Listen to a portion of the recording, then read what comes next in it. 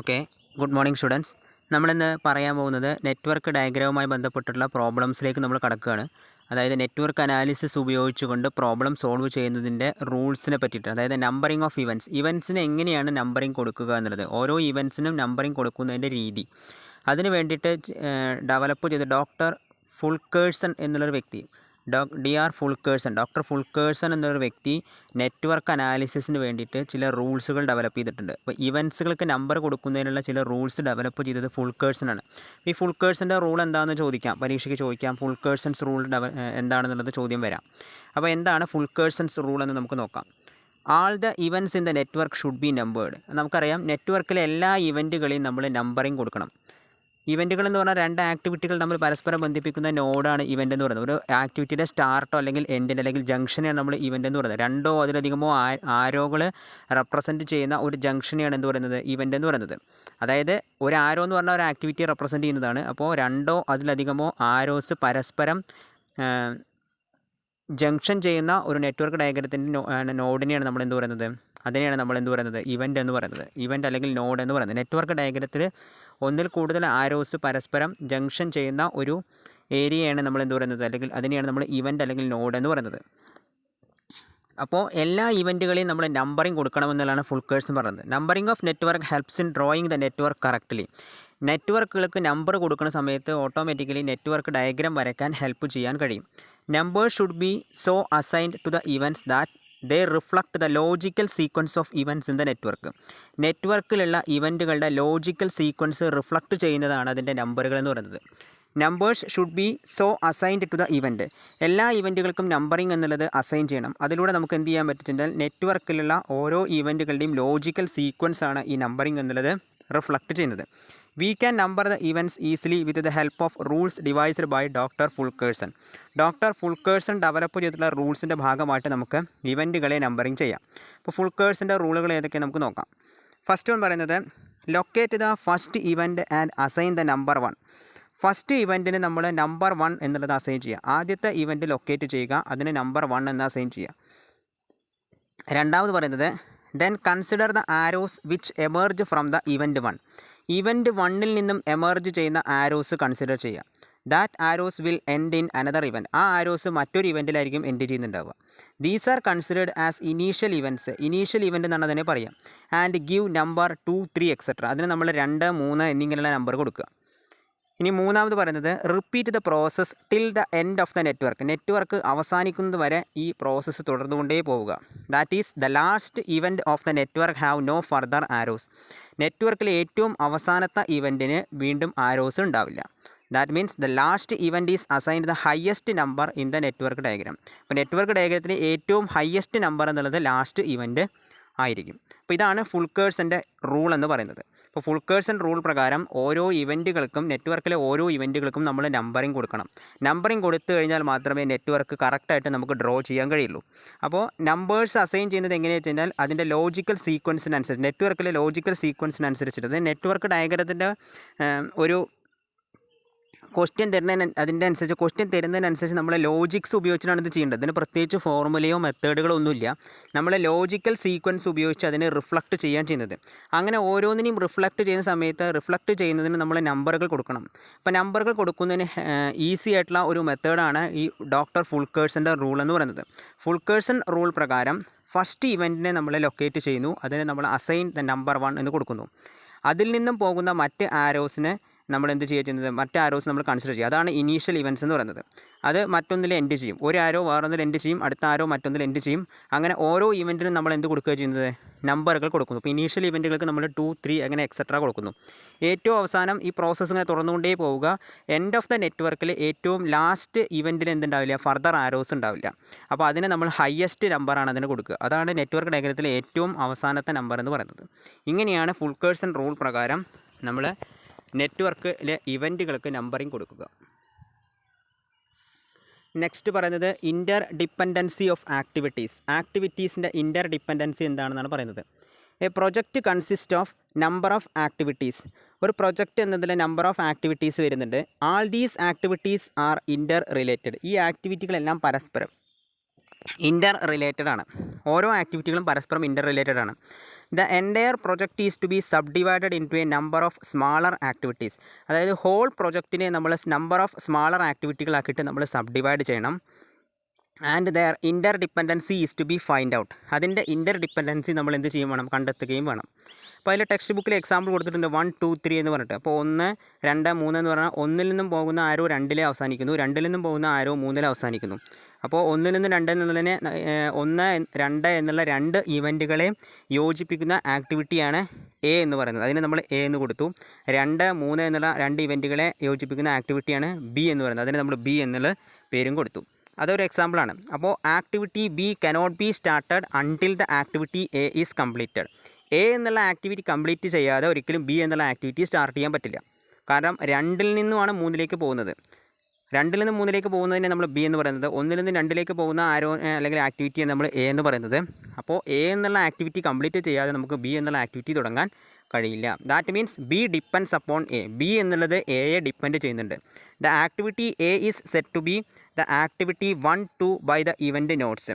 1 മുതൽ 2 വരെയുള്ള 2 ഇവൻറ്റ് നോട്ട്സിൻ്റെ ആക്ടിവിറ്റിയാണ് ആക്ടിവിറ്റി എ എന്ന് പറയുന്നത്. ആ റൗണ്ട് ചെയ്തത്, അതായത് സർക്കിളിൽ റൗണ്ട് ചെയ്തത് ഇവൻറ്റും ആരോയ്ക്ക് നമ്മൾ കൊടുക്കുന്നത് ആക്ടിവിറ്റി എന്നുള്ളതാണ്. ആരോനെ നമ്മൾ ആക്ടിവിറ്റി എന്നും പറയും.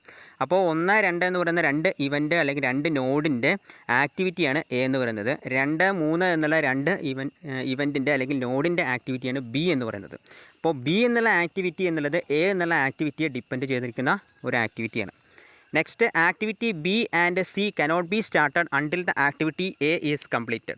അതേപോലെ തന്നെയാണ് ആക്ടിവിറ്റി എ കംപ്ലീറ്റ് ചെയ്യാതെ ആക്ടിവിറ്റി ബിയും കംപ്ലീറ്റ് ചെയ്യാൻ പറ്റില്ല, ആക്ടിവിറ്റി സിയും നമുക്ക് കംപ്ലീറ്റ് ചെയ്യാൻ പറ്റില്ല. അപ്പോൾ ഒന്നിനെ ഡിപ്പെൻഡ് ചെയ്തിട്ടായിരിക്കും മറ്റ് ആക്ടിവിറ്റികളെല്ലാം പ്രവർത്തിക്കുന്നുണ്ടാവുക. അതാണ് ഇൻ്റർ ഡിപ്പെൻഡൻസി എന്നതുകൊണ്ട് സൂചിപ്പിക്കുന്നത്. ഇനി നമ്മൾ നെക്സ്റ്റ് പ്രോബ്ലത്തിലേക്ക് കടക്കുകയാണ്. പ്രോബ്ലം എന്ന് പറഞ്ഞു കഴിഞ്ഞാൽ ഇത് ഫോർമുല ഉപയോഗിച്ച് ചെയ്യുന്നതൊന്നുമല്ല, അതുകൊണ്ട് നെക്സ്റ്റ് ലോജിക്സ് മാത്രം ഉപയോഗിച്ചുകൊണ്ട് ചെയ്യുന്ന ചില നമ്പറിംഗ് ഓഫ് ഇവൻറ്റ്സ് ആണിത്. ഡയഗ്രമാറ്റിക് ആണ്, അത് പെൻസിൽ കൊണ്ട് നമ്മൾ വരയ്ക്കണം. ഒരിക്കലും പേന ഉപയോഗിച്ച് വരയ്ക്കരുത്, കാരണം മിസ്റ്റേക്ക് വന്നു കഴിഞ്ഞാൽ പിന്നെ നമുക്ക് തിരുത്താൻ കഴിയില്ല. അതുകൊണ്ട് പെൻസിൽ ഉപയോഗിച്ച് മാത്രമേ എക്സാമിനേഷൻ ആയാലും അതുപോലെ തന്നെ നോട്ട് ബുക്കിലായാലും നമ്മൾ വരയ്ക്കാൻ പാടുള്ളൂ. അപ്പോൾ നെറ്റ്വർക്ക് ഡയഗ്രാം വരയ്ക്കാൻ ചോദിക്കും. അപ്പോൾ ചോദിക്കുന്ന സമയത്ത് നമ്മൾ ലോജിക്ക് ഉപയോഗിച്ചാണ് ചെയ്യേണ്ടത്. ഇതിന് പ്രത്യേകിച്ച് ഒരു ഫോർമുലയോ അല്ലെങ്കിൽ ഫോർമാറ്റോ ഒന്നുമില്ല. തന്നിരിക്കുന്ന ക്വസ്റ്റ്യനെ നമ്മൾ ലോജിക്സ് ഉപയോഗിച്ചിട്ട് അതിൻ്റെ ഒരു സൊല്യൂഷൻ കണ്ടെത്തുകയാണ് ചെയ്യുന്നത്. അപ്പോൾ അതിലൊരു ഇല്ലുസ്ട്രേഷൻ 1 എന്ന് പറഞ്ഞിട്ട് കൊടുത്തിട്ടുണ്ട്. അപ്പോൾ അതിനാദ്യം നമ്മൾ അതിൻ്റെ തിയറി കൃത്യമായിട്ട് മനസ്സിലാക്കണം. എന്താണ് സക്സസർ ആക്ടിവിറ്റി, എന്താണ് പ്രീ ഡിസിസർ ആക്ടിവിറ്റി, ഡമ്മി ആക്ടിവിറ്റി, ഇങ്ങനെയുള്ള ഓരോ കാര്യങ്ങൾ നമ്മൾ മനസ്സിലാക്കിയാൽ മാത്രമേ നമുക്കത് ചെയ്യാൻ കഴിയുള്ളൂ. അപ്പോൾ അത് നമ്മൾ നോക്കി വെക്കുക. Draw a network diagram from the following data. താഴെ പറയുന്ന ഡേറ്റ ഉപയോഗിച്ചുകൊണ്ട് ഒരു നെറ്റ്വർക്ക് ഡയഗ്രാം വരയ്ക്കാനാണ് പറഞ്ഞിരിക്കുന്നത്. ആക്ടിവിറ്റി പറഞ്ഞിട്ടുണ്ട് A B C D E F G. 5 activity ഉണ്ട്, A B C D E F G. Predecessors എന്ന് പറഞ്ഞാൽ എന്താണ്, ഒന്നിന് തൊട്ട് മുൻപ് വരുന്നതിന് നമ്മൾ പ്രീ ഡിസിസർ എന്ന് പറയുന്നത്. അപ്പോൾ എ എന്നുള്ള ആക്ടിവിറ്റിക്ക് തൊട്ട് മുൻപ് ഒരു ആക്ടിവിറ്റി ഇല്ല. പ്രീ ഡിസിസർ എന്ന് പറഞ്ഞാൽ എന്താണ് നമ്മൾ പറഞ്ഞിട്ടുണ്ടായിരുന്നു. പ്രീ ഡിസിസർ എന്ന് പറഞ്ഞാൽ an activity which must be completed before 1 or more other activities. മറ്റ് ആക്ടിവിറ്റി കംപ്ലീറ്റ് ചെയ്യുന്നതിന് മുന്നേ കംപ്ലീറ്റ് ചെയ്യേണ്ട ആക്ടിവിറ്റിയാണ്, അല്ലെങ്കിൽ മറ്റ് ആക്ടിവിറ്റി സ്റ്റാർട്ട് ചെയ്യുന്നതിന് മുന്നേ നമ്മൾ കംപ്ലീറ്റ് ചെയ്യേണ്ട ഒരു ആക്ടിവിറ്റിയാണ് നമ്മൾ പ്രീ ഡിസിസർ എന്ന് പറയുക. തൊട്ട് മുന്നേ ഉള്ളത് അതിനാണ് നമ്മൾ പ്രീ ഡിസിസർ എന്ന് പറയുക. ഒരു ആക്ടിവിറ്റിയുടെ തൊട്ട് മുന്നേയുള്ള ആക്ടിവിറ്റിയാണ് നമ്മൾ പ്രീ ഡിസിസർ എന്ന് പറയുക. ഒരു ആക്ടിവിറ്റിക്ക് തൊട്ട് പിറകിലുള്ള ആക്ടിവിറ്റിയാണ് നമ്മൾ സക്സസർ എന്ന് പറയുക. അപ്പോൾ ഇവിടെ പ്രീ ഡിസിസർ തന്നിട്ടുണ്ട്. എക്ക് പ്രീ ഡിസിസറായിട്ട് ഒന്നുമില്ല. അപ്പോൾ അതിൻ്റെ അർത്ഥം എന്താ വെച്ചാൽ ഏറ്റവും ഫസ്റ്റ് സ്റ്റാർട്ടിങ് ചെയ്യുന്നത് എ ആണെന്ന് അർത്ഥം. അതുപോലെ ബിക്ക് പ്രീ ഡിസിസറായിട്ട് എന്തില്ല, ഒരു ആക്ടിവിറ്റി ഇല്ല. എക്കും ബിക്കും പ്രീ ഡിസിസറായിട്ട് ഒരു ആക്ടിവിറ്റിയും ഇതിൽ തന്നിട്ടില്ല. അപ്പോൾ അത് രണ്ടും സ്വതന്ത്രമായ ആക്ടിവിറ്റിയാണ്, ഡിപ്പെൻഡൻ്റ് അല്ല. പിന്നെ അതുപോലെ തന്നെ സി എന്നുള്ള ആക്ടിവിറ്റി നോക്കുക. സി എന്നുള്ള ആക്ടിവിറ്റിയുടെ പ്രീ ഡിസിസറാണ് എ എന്നുള്ള ആക്ടിവിറ്റി എന്ന് പറഞ്ഞിട്ടുണ്ട്. ഡി എന്ന ആക്ടിവിറ്റിയുടെ പ്രീ ഡിസിസറാണ് എ എന്ന ആക്ടിവിറ്റി. ഇ എന്ന ആക്ടിവിറ്റിയുടെ പ്രീ ഡിസിസറാണ് ബി എന്ന ആക്ടിവിറ്റി. എഫ് എന്ന ആക്ടിവിറ്റിയുടെ പ്രീ ഡിസിസറാണ് സി എന്ന ആക്ടിവിറ്റി. ജി എന്ന ആക്ടിവിറ്റിയുടെ പ്രീ ഡിസിസറാണ് ഡിയും ഇയും. അപ്പോൾ നമ്മൾ അതിനെ ഒരു ലോജിക്കൽ, ഇപ്പോൾ ഈ പറഞ്ഞ സംഗതികൾ ഉപയോഗിച്ച് നമ്മൾ ലോജിക്കലായിട്ട് ഇതിനെ വരയ്ക്കുക. അപ്പോൾ ലോജിക്കലായിട്ട് വരയ്ക്കുന്ന സമയത്ത് എ എന്ന ആക്ടിവിറ്റിയുടെ പ്രീ ഡിസിസറായിട്ട് ഒന്നുമില്ല എന്ന് പറഞ്ഞു. അപ്പോൾ നമ്മൾ 1 മുതൽ 1 to 3 എന്നുള്ളതിലേക്ക് നമ്മൾ എന്ത് ചെയ്യുക, ഒരു ആരോ വരയ്ക്കുക. അതുപോലെ തന്നെ 1 to 2 ഒരു ആരോ വരയ്ക്കുക. 1 to 2 1 to 3 നമ്മൾ ആരോ വരയ്ക്കുക. 1 to 2 നമ്മൾ ബി എന്ന് കൊടുത്തു, 1 to 3 നമ്മൾ എ എന്ന് കൊടുത്തു. കാരണം എക്ക് മുന്നേ ഒരു പ്രീ ഡിസിസർ ഇല്ല. അപ്പോൾ 1 തൊട്ട് 3 വരെയുള്ളതിനെ നമ്മൾ എ എന്ന് കൊടുത്തു.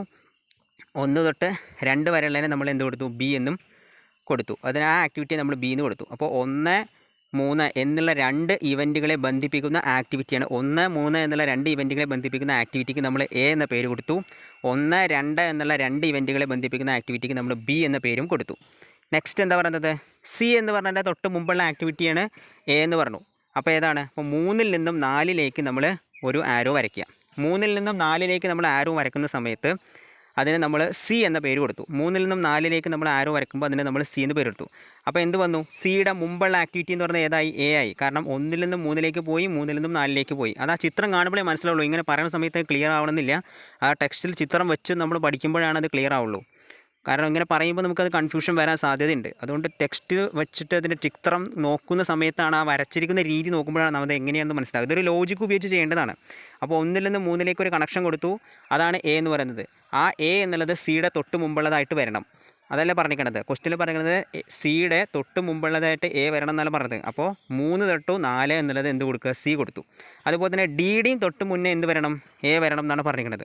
അപ്പോൾ 3 to 5 എന്ന് പറഞ്ഞിട്ടുള്ള ഒരു ആരോ വരയ്ക്കുക, അതിനെ നമ്മൾ ഡി എന്ന് കൊടുത്തു. അതുപോലെ തന്നെ ഇയുടെ തൊട്ട് മുന്നേ ഏത് വരണം എന്ന് പറഞ്ഞത്, ബി വരണം.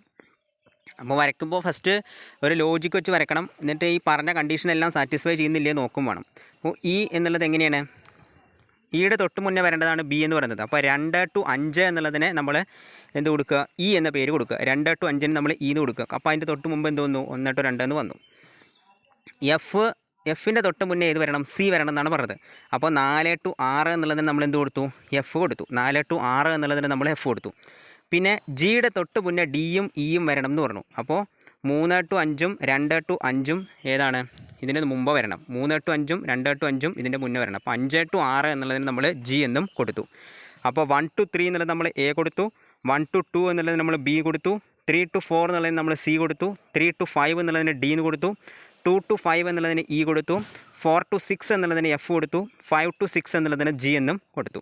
അപ്പോൾ നമ്മുടെ സൊല്യൂഷൻ കംപ്ലീറ്റ് ആയി. അപ്പോൾ ഏറ്റവും അവസാനിക്കുന്ന എൻഡ് എന്ന് പറയുന്നത് ഏതാണ്, 6ആണ്. 1ൽ നിന്ന് തുടങ്ങിയിട്ട് 6ൽ അവസാനിക്കുന്നതാണ് ഈ ആക്ടിവിറ്റി എന്ന് പറയുന്നത്. ഇങ്ങനെയാണ് അതിൻ്റെ ഡയഗ്രാം വരയ്ക്കുക. അപ്പോൾ ഇതൊരു ലോജിക്ക് വെച്ചിട്ടാണ് ചെയ്യുന്നത്. അത് ആ ചിത്രം കാണുമ്പോൾ നിങ്ങൾക്ക് മനസ്സിലാവും. നോട്ടിൽ ഞാനത് വരച്ചു തരാം, അപ്പോൾ അത് മനസ്സിലാവും. അങ്ങനെ മനസ്സിലാക്കിയിട്ട് വേണം അത് പഠിക്കാൻ. അല്ലാതെ ഇതിന് പ്രത്യേകിച്ച് ഒരു റൂളില്ല. കാരണം അടുത്തതിൽ ചിലപ്പോൾ പ്രീ ഡിസിസറിന് വരെ സക്സസർ ആകാം. ചിലപ്പോൾ എയുടെ തൊട്ട് മുന്നേ വരണത് എ സ്റ്റാർട്ട് ഇവൻ്റ് ആയിരിക്കാം, പക്ഷേ അതിന് തൊട്ട് മുമ്പ് ഒന്നും വരില്ല. പക്ഷേ ബിയുടെ തൊട്ട് മുമ്പ് ഇന്നതാണ് വരണമെന്ന് പറഞ്ഞിട്ട് ചിലപ്പോൾ മാറ്റി വരാം. അപ്പോൾ അങ്ങനെയൊക്കെ വരാം. അപ്പോൾ ആ എന്താണോ ക്വസ്റ്റ്യൻ തന്നിച്ചാൽ അതിനനുസരിച്ചിട്ട് വേണം നമ്മൾ വരയ്ക്കാൻ. അതാണ് അതിൻ്റെ ഒരു പ്രത്യേകത. ഇനി നമുക്ക് ഇല്ലുസ്ട്രേഷൻ രണ്ടാമത്തെ നോക്കാം. അത് കുറച്ചും കൂടി വലിയൊരു പ്രോബ്ലമാണ്. Draw a network diagram for the following project. താഴെ പറയുന്ന പ്രൊജക്റ്റിൻ്റെ ഒരു നെറ്റ്വർക്ക് ഡയഗ്രാം വരയ്ക്കാനാണ് പറഞ്ഞത്. A is the start event and K is the end event. A എന്ന് പറയുന്നത് സ്റ്റാർട്ടിംഗ് ഇവൻറ്റും കെ എന്നുള്ളത് എൻഡ് ഇവൻറ്റുമാണ്. ജെ എന്നുള്ളത് എന്താണ്, is the successor event to F. എഫിൻ്റെ സക്സസർ ഇവൻ്റാണ് ജെ എന്നുള്ളത്. അതായത് സക്സസർ എന്ന് പറഞ്ഞാൽ എന്താണ്, തൊട്ട് ശേഷം വരുന്നത്. എഫിൻ്റെ സക്സസർ ഇവൻ്റാണ് എന്ത്, ജെ എന്ന് പറയുന്നത്. J is the successor event to F എന്ന് പറഞ്ഞു കഴിഞ്ഞാൽ എന്താണ്, എഫ് കഴിഞ്ഞാൽ തൊട്ട് പിന്നിൽ വരുന്ന ഇവൻ്റാണ് എന്ത്, ജെ എന്ന് പറയുന്നത്. എഫിൻ്റെ തൊട്ട് പുറകിൽ വരുന്നത്, സക്സസർ എന്ന് പറഞ്ഞാൽ പിറകിൽ വരുന്നത്. അപ്പോൾ എഫിൻ്റെ തൊട്ട് പുറകിൽ വരുന്ന ഇവൻ്റാണ് ജെ എന്ന് പറയുന്നത് എന്നർത്ഥം. സക്സസർ എന്ന് പറഞ്ഞാൽ പുറകിൽ, പ്രീഡിസസർ എന്ന് പറഞ്ഞാൽ മുന്നിൽ. J is the successor event to F. അതായത് എഫിൻ്റെ തൊട്ട് പുറകിൽ വരുന്ന ഇവൻ്റാണ് ജെ എന്ന് പറയുന്നത്. C and D are successor event to B. സിയും ഡിയും ബിക്ക് തൊട്ട് പുറകിൽ വരുന്ന രണ്ട് ഇവൻറ്റുകളാണ്. D is the preceding event to G. D എന്നുള്ളത് ജിയുടെ പ്രിസീഡിങ് ഇവൻ്റാണ്. പ്രിസീഡിങ് എന്ന് പറഞ്ഞാൽ തൊട്ട് മുൻപ് വരുന്നതിനാണ് പ്രിസീഡിങ് എന്ന് പറയുന്നത്. തൊട്ട് മുൻപ് വരുന്നതിനാണ് പ്രിസീഡിങ് എന്ന് പറയുന്നത്. അപ്പോൾ ഡി എന്നുള്ളത് ജിയുടെ തൊട്ട് മുന്നേ വരുന്നതാണ്. E and F occur after event C. അതായത് സി എന്നുള്ളത് കഴിഞ്ഞതിന് ശേഷം വരുന്ന ഇവൻറ്റുകളാണ് ഇയും എഫും. E precedes F. ഇ എന്നുള്ളത് എഫിനെ പ്രിസീഡ് ചെയ്യുന്ന ഒരു ഇവൻ്റാണ്. C restrains the occurrence of G and G precedes the H. C എന്നുള്ളത് ജിയുടെ ഒക്കറൻസിനെ റീസ്ട്രെയിൻറ്റ് ചെയ്യുന്നുണ്ട്. അതുപോലെ തന്നെ ജി എന്നുള്ളത് എന്തിന് ചെയ്യുന്നുണ്ട്, എച്ചിനെ പ്രിസീഡ് ചെയ്യുന്നുണ്ട്. എച്ചിൻ്റെ മുന്നേ വരുന്നതാണ്. H precedes J. എച്ച് എന്നുള്ളത് എന്ത് ചെയ്യുന്നുണ്ട്, ജെയെ പ്രിസീഡ് ചെയ്യുന്നുണ്ട്. F restrains the occurrence of H. എച്ചിൻ്റെ ഒക്കറൻസിനെ റീസ്ട്രെയിൻറ്റ് ചെയ്യുന്ന ഒരു ഇവൻ്റാണെന്ത്, എഫ് എന്ന് പറയുന്നത്. അതായത് എഫും എച്ചും തമ്മിൽ കണക്ഷൻ ഇല്ല എന്നർത്ഥം. അതുകൊണ്ട് അങ്ങനെ പറഞ്ഞത്. റീസ്ട്രെയിൻറ്റ് എന്ന് പറഞ്ഞാൽ എച്ച് എന്നുള്ള ഇവൻറ്റും എഫ് എന്നുള്ള ഇവൻറ്റും തമ്മിൽ കണക്ഷൻ ഇല്ല. അതുപോലെ തന്നെ ജി എന്നുള്ള ഇവൻറ്റും സി എന്നുള്ള ഇവൻറ്റും തമ്മിൽ എന്ത് വരുന്നില്ല, കണക്ഷൻ വരുന്നില്ല. കാരണം രണ്ടും രണ്ട് ഭാഗത്താണ് കിടക്കേണ്ടതെന്ന് അർത്ഥം. അതാണ് അവർ പറയുന്നത്. C restrains occurrence of G എന്ന് പറഞ്ഞാൽ ജിയുടെ ഒക്കറൻസിനെ റീസ്ട്രെയിൻറ്റ് ചെയ്യുന്നുണ്ട്. എഫ് എന്നുള്ളത് എച്ചിൻ്റെ ഒക്കറൻസിനെ റീസ്ട്രെയിൻറ്റ് ചെയ്യുന്നുണ്ട്. K succeeds the event J. K എന്നുള്ളത് ജെ ഇവൻറ്റിന് തൊട്ട് ശേഷം വരുന്ന ഇവൻ്റാണ്. B is the successor event to A. B എന്നുള്ളത് എയുടെ സക്സസർ ഇവൻ്റാണ്. ഇത്രയാണ് നമുക്ക് തന്നിരിക്കുന്നത്. ഇനി ഇത് ഉപയോഗിച്ച് നമ്മൾ എന്ത് ചെയ്യണം? ഡയഗ്രാം വരയ്ക്കണം. ഡയഗ്രാം വരയ്ക്കുന്ന സമയത്ത് എ ടു ബി. എ എന്നുള്ളത് സ്റ്റാർട്ടിങ് ഇവൻ്റ് ആണെന്ന് പറഞ്ഞു. പിന്നെ നമ്മൾ എന്ത് ചെയ്യുന്നു? B is the successor event to A എന്ന് പറയുന്നത് എയുടെ തൊട്ട് ശേഷം വരുന്ന ഇവൻ്റ് ആണെന്ന് പറഞ്ഞു. അപ്പോൾ എയിൽ നിന്നും ബിയിലേക്ക് നമ്മളൊരു ആരോ വരച്ചു. എയിൽ നിന്നും ബിയിലേക്ക് നമ്മൾ എന്ത് ചെയ്തു? ഒരു ആരോ വരച്ചു. മനസ്സിലായോ? എയിൽ നിന്നും ബിയിലേക്ക് നമ്മളൊരു ആരോ വരച്ചു. അതുപോലെ തന്നെ പിന്നെന്താ പറഞ്ഞിരിക്കുന്നത്? J is the successor event to F. J എന്നുള്ളത് എഫിൻ്റെ സക്സസർ ഇവൻ്റാണ്. അപ്പോൾ എഫിൽ നിന്നും ജെയിലേക്ക് നമ്മൾ എന്ത് ചെയ്തു? ഒരു ആരോ വരച്ചു. എഫ് കഴിഞ്ഞതിന് ശേഷമാണ് ജെ വരുന്നത്. അതുപോലെ തന്നെ C and D are successor event to B. ബിയുടെ സക്സസർ ഇവൻ്റാണ് സിയും ഡിയും. അപ്പോൾ ബിയിൽ നിന്നും സിയിലേക്ക് ഒരു ആരോ വരച്ചു, ബിയിൽ നിന്നും ഡിയിലേക്ക് ആരോ.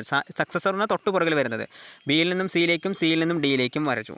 പിന്നെ D is the preceding event to G. ജിയുടെ പ്രിസീഡിങ് ഇവൻ്റാണ് ഡി എന്നുള്ളത്. അപ്പോൾ ജിയുടെ തൊട്ട് മുന്നേ വരുന്ന ഇവൻ്റാണ് ഡി എന്ന് പറയുന്നത്. അപ്പോൾ ഡി കഴിഞ്ഞാൽ പിന്നെ ഏതാ വരിക? ജിയുടെ തൊട്ട് മുന്നേ വരുന്ന ഇവൻ്റാണ് ഡി എന്ന് പറഞ്ഞാൽ ഡി കഴിഞ്ഞാൽ വരുന്ന ഇവൻ്റാണ് ഏത്? ജി എന്ന് പറയുന്നത്. Next E and F occur after event C. Event സിക്ക് ശേഷമാണ് ഇയും എഫും ഒക്കർ ചെയ്യുന്നത്. അപ്പോൾ സി കഴിഞ്ഞാൽ അടുത്തത് എന്താണ്? ഇയും, ഇ കഴിഞ്ഞാൽ എഫും വരയ്ക്കുക. പിന്നെ അതുപോലെ തന്നെ ഇ പ്രിസീഡ്സ് എഫ്. ഇ എന്നുള്ളത് എഫിനെ പ്രിസീഡ് ചെയ്യുന്നുണ്ട്. അപ്പോൾ എഫിൻ്റെ തൊട്ട് മുന്നേ ഇ നമ്മൾ വരയ്ക്കാൻ വേണം. C restrains occurrence of G and G precedes H. സിയും എച്ചും തമ്മിൽ യാതൊരു കണക്ഷനും ഇല്ല. അതുപോലെ തന്നെ ജി എന്നുള്ളത് പ്രിസീഡ്സ് എച്ച്. എച്ചിനെ പ്രിസീഡ് ചെയ്യുന്ന ഇവൻ്റാണ്. എന്ന് പറഞ്ഞു കഴിഞ്ഞാൽ എച്ചിൻ്റെ തൊട്ട് മുന്നേ നമ്മൾ എന്ത് വരയ്ക്കണം? ജി വരയ്ക്കണം. അപ്പോൾ ജി ടു എച്ചിലേക്ക് നമ്മളൊരു ആരോ കൊടുക്കുക. H precedes J. എച്ച് എന്നുള്ളത് ജെയെ പ്രിസീഡ് ചെയ്യുന്നുണ്ട്. അപ്പോൾ എച്ചിൽ നിന്നും ജെയിലേക്ക് ഒരു ആരോ കൊടുക്കുക. F restrains the occurrence of H. എഫും എച്ചും തമ്മിൽ എന്തില്ല? ഇത് വരുന്നില്ല, അതായത് കണക്ഷൻ വരുന്നില്ല എന്നർത്ഥം. പിന്നെ അതുപോലെ തന്നെ K is the end event. K എന്നുള്ളത് സക്സീഡിങ് ഇവൻറ്റ് ഓഫ് ജെ ആണ്. ജെയുടെ സക്സീഡിങ് ഇവൻ്റാണ് കെ എന്നുള്ളത്. അപ്പോൾ ജെ കഴിഞ്ഞാൽ കെ. അപ്പോൾ എയിൽ നിന്നും കെയിൽ അവസാനിക്കുന്ന ഒരു ഡയഗ്രാം ആയിരിക്കും അതിൻ്റെ ഡയഗ്രാം എന്ന് പറയുന്നത്. ഇങ്ങനെ നമ്മൾ ലോജിക്ക് വെച്ചിട്ട് വേണം ചെയ്യാൻ. അപ്പോൾ അതിൻ്റെ ഡയഗ്രാം അങ്ങനെയാണ് വരിക. പിന്നെ അതേപോലെ ഒരു ഇതും കൂടി പറയാം. ഇല്ലുസ്ട്രേഷൻ 3 എന്ന് പറയുന്നത് draw a network for the simple projects to erection of steel works for a shed.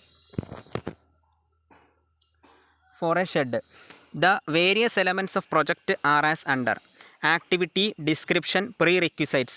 A, B, C, D, E, F, G, H, I, J, K. 3 ഉണ്ട്. ഡിസ്ക്രിപ്ഷൻ പറയുന്നത് എ എന്ന് പറഞ്ഞാൽ erect site workshop, fence site. അത് ഓരോ പേര് കൊടുത്തിട്ടുണ്ട്, അതൊന്നും നമ്മൾ നോക്കേണ്ട കാര്യമില്ല. Erect site workshop. ബി എന്ന് പറഞ്ഞാൽ ഫെൻസ് സൈറ്റാണ്. സി എന്ന് പറഞ്ഞാൽ ബെൻഡ് റീഇൻഫോഴ്സ്മെൻ്റ് ആണ്. ഡി എന്ന് പറഞ്ഞാൽ ഡിഗ് ഫൗണ്ടേഷനാണ്. ഇ എന്ന് പറഞ്ഞാൽ ഫാബ്രിക്കേറ്റ് സ്റ്റീൽ വർക്കാണ്. എഫ് എന്ന് പറഞ്ഞാൽ ഇൻസ്റ്റാൾ കോൺക്രീറ്റ് പ്ലാന്റ് ആണ്. ജി എന്ന് പറഞ്ഞാൽ പ്ലേസ് റീഇൻഫോഴ്സ്മെൻ്റ് ആണ്. എച്ച് എന്ന് പറഞ്ഞാൽ കോൺക്രീറ്റ് ഫൗണ്ടേഷനാണ്. അതുപോലെ തന്നെ ഐ എന്ന് പറഞ്ഞാൽ പെയിൻറ്റ് സ്റ്റീൽ വർക്കാണ്.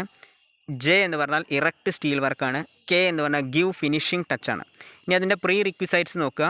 എയുടെ പ്രീ റിക്വിസൈറ്റ്സ് ചെയ്തില്ല, ബിയുടെ പ്രീ റിക്വിസൈറ്റ്സ് ചെയ്തില്ല. അതായത് തൊട്ട് മുന്നേ വരുന്ന ആക്ടിവിറ്റികൾ എന്ന് പറയുന്നത് മുന്നെയോ ശേഷമോ വരുന്ന ആക്ടിവിറ്റികളെ കുറിച്ചിട്ട് ഒന്നും കൊടുത്തിട്ടില്ല. തൊട്ട് മുന്നെയോ ശേഷമോ വരുന്ന ആക്ടിവിറ്റികളാണ് പ്രീ റിക്വിസൈറ്റ്സ് എന്ന് പറയുന്നത്. അപ്പോൾ ബെൻഡ് റീഇൻഫോഴ്സ്മെൻറ്റ് സിയുടെ തൊട്ട് മുന്നേ വരുന്നത് എന്ന് പറഞ്ഞത് ഏതാണ്? എ ആണെന്ന് പറഞ്ഞിട്ടുണ്ട്. പ്രീ റിക്വിസൈറ്റ്സ് പറഞ്ഞാൽ തൊട്ട് മുന്നിൽ വരുന്നതാണ് പ്രീ റിക്വിസൈറ്റ്സ് എന്ന് പറയുന്നത്. സിയുടെ തൊട്ട് മുന്നേ വരുന്നത് ഏതാണ്? എ ആണ്. അതുപോലെ തന്നെ ഡിയുടെ തൊട്ട് മുന്നേ വരുന്നത് ഏതാണ്? ബി ആണ്. ഡിയുടെ തൊട്ട് മുന്നേ വരുന്നത് ബി ആണ്. ഡിയുടെ തൊട്ട് മുന്നേ വരുന്നത് ബി ആണ്. പിന്നെ അതുപോലെ തന്നെ ഇയുടെ തൊട്ട് മുന്നേ വരുന്നത് ഏതാണ്? എ ആണ്. പിന്നെ അതുപോലെ എഫിൻ്റെ തൊട്ട് മുന്നേ വരുന്നത് ബി ആണ്. ജിയുടെ തൊട്ട് മുന്നേ വരുന്നത് സിയും ഡിയും. എച്ചിൻ്റെ തൊട്ട് മുന്നേ വരുന്നത് ജിയും എഫും. എച്ചിൻ്റെ തൊട്ട് മുന്നേ വരുന്നത് ജിയും എഫും. പിന്നെ അതുപോലെ തന്നെ ഐയുടെ തൊട്ട് മുന്നേ വരുന്നത് ഇ. ജെയുടെ തൊട്ട് മുന്നേ വരുന്നത് എച്ച് ഐ. കെയുടെ തൊട്ട് മുന്നേ വരുന്നത് ജെ. ഇനി അത് വെച്ചിട്ട് നമ്മൾ സൊല്യൂഷൻ കണ്ടെത്തണം. അപ്പോൾ നമ്മൾ സൊല്യൂഷൻ കണ്ടെത്തുന്ന സമയത്ത് 2 നോഡുകൾ നമ്മൾ വരയ്ക്കുക. അതിന് നമ്മൾ ഇവൻറ്റിന് പേര് കൊടുക്കാം. 1, 2 എന്ന് പേര് കൊടുക്കാം, വേണമെങ്കിൽ കൊടുക്കാം. അല്ലെങ്കിൽ ജസ്റ്റ് ഒരു നോഡ് വരച്ചാലും മതി. പേര് കൊടുക്കണമെന്നില്ല, ജസ്റ്റ് ഇത് കൊടുത്താലും മതി. എ എന്ന് കൊടുത്തു, 1 to 2 എ എന്ന് കൊടുത്തു. അതുപോലെ തന്നെ 1 to 2 കൊടുത്തു. അതുപോലെ തന്നെ എന്ത് കൊടുത്തു? 1 to 3 കൊടുത്തു. അതുപോലെ തന്നെ അങ്ങനെ എല്ലാതും കൊടുക്കുക. A, E, B, D, C, G, F, H, I, J, അവസാനിക്കുന്നത് കെ. എയിൽ തുടങ്ങിയിട്ട് കെയിൽ അവസാനിക്കുന്ന രീതിയിൽ നമ്മൾ കൊടുക്കുക. എ എന്നുള്ള ആക്ടിവിറ്റി എന്ന് പറയുന്നത് 1 to 2. അതുപോലെ തന്നെ 1 to 3 ബി എന്നുള്ളത് വരും. അതുപോലെ തന്നെ നെക്സ്റ്റ് എത്രയാണ്? C to A എന്നുള്ളതിനെ നമ്മൾ എന്ത് കൊടുക്കുക ചെയ്യുന്നത്, അതായത് 2 to 4 എന്നുള്ളതിനെ കൊടുക്കാം, അല്ലെങ്കിൽ അതുപോലെ തന്നെ 3 to 4 D കൊടുക്കാം. അങ്ങനെ ഓരോന്നും കൊടുക്കുക. അങ്ങനെ കൊടുത്തു കഴിഞ്ഞാൽ നമുക്ക് എന്ത് ചെയ്യും, ഫൈനൽ ആൻസർ നമുക്ക് കെയിൽ അവസാനിക്കുന്ന രീതിയിൽ നമുക്ക് ആൻസർ കിട്ടും. അപ്പോൾ ഈ പറഞ്ഞിരിക്കുന്ന ഇൻഫർമേഷൻസ് ഉപയോഗിച്ചിട്ട് നമ്മൾ എന്ത് ചെയ്യേണ്ടത്, സൊല്യൂഷൻ കണ്ടെത്തുകയാണ് ചെയ്യേണ്ടത്. അപ്പോൾ നമ്മളിത് ലോജിക് ഉപയോഗിച്ചാണ് ചെയ്യുക. ഇതിൽ ഫോർമുലയോ പ്രത്യേകിച്ച് കാര്യങ്ങളൊന്നുമില്ല. അപ്പോൾ ഈ ലോജിക്സ് ഉപയോഗിച്ച് നമ്മൾ പ്രോബ്ലത്തിലേക്ക് കൺവേർഷൻ ചെയ്യുകയാണ് ചെയ്യുക. അപ്പോൾ നമ്മൾ ഇന്നത്തെ ക്ലാസ്സിൽ ഫുൾ കേഴ്സൺ റൂൾ എന്താണെന്ന് പറഞ്ഞു, അതുപോലെ ഇൻ്റർ ഡിപ്പെൻഡൻസി ഓഫ് ആക്ടിവിറ്റീസ് എന്താ പറഞ്ഞു, പിന്നെ നമ്മൾ എങ്ങനെയാണ് നെറ്റ്വർക്ക് ഡയഗ്രാം വരയ്ക്കുക. അപ്പോൾ പ്രീഡിസസറും സക്സസറും ഒക്കെ തന്നു കഴിഞ്ഞാൽ നെറ്റ്വർക്ക് ഡയഗ്രാം വരയ്ക്കാനുള്ള ഒരു 3 പ്രോബ്ലംസുമാണ് പറഞ്ഞത്. എല്ലാവരും ഈ ഭാഗത്തിൻ്റെ വീഡിയോ ത്രൂ ഔട്ട് കാണും. Okay, thank you.